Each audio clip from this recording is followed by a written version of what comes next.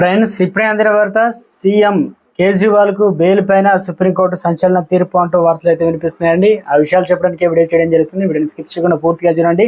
Complete information అయితే మీకు అర్థమవుతుంది. చాలా మంది వీడియోస్ ఉన్నారు కానీ సబ్స్క్రైబ్ చేసుకొని మర్చిపోతున్నారండి. దయచేసి ఛానల్ సబ్స్క్రైబ్ చేసుకొని బెల్ ఐకాన్ ఆల్ పై ట్యాప్ చేయండి. ఇటువంటి ఇంపార్టెంట్ ఇన్ఫర్మేషన్ మిస్ అవ్వకుండా మీ ఫోన్ నోటిఫికేషన్ రూపంలో వస్తుందండి. చాలా మంది చూస్తున్నారు, లైక్ చేయాలి. దయచేసి లైక్ చేయండి. ఇన్ఫర్మేషన్ మరింత మందికి రీచ్ చేసిన వారు అవుతాం మనం.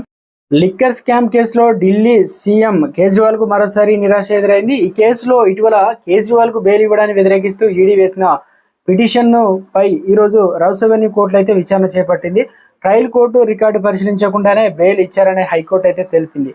బెయిల్ పై స్టే కొనసాగుతుందని స్పష్టత చేసిందనమాట. ఇక ప్రస్తుతం తీహార్ జైల్లో ఉన్నటువంటి కేజ్రీవాల్ రేపు సుప్రీంకోర్టులో కేజ్రీవాల్ బెయిల్ పైన విచారణ జరగనుంది. కాగా కేజ్రీవాల్ కి ఈ కేసు నుంచి బయటకు వస్తారా లేదనేది టెన్షన్ లో ఆప్ నేతలు కార్యకర్తలు అయితే ఉన్నారు.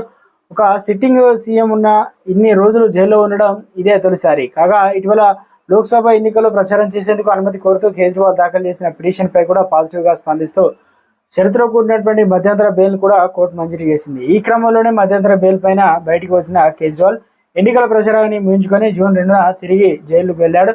తనకు అనారోగ్యం కారణంగానే మధ్యంతర బెయిల్ను పొడిగించాలని కోరుతూ దాఖలు చేసిన పిటిషన్ను ఆ సమయంలో సుప్రీంకోర్టు అయితే కొట్టివేసింది.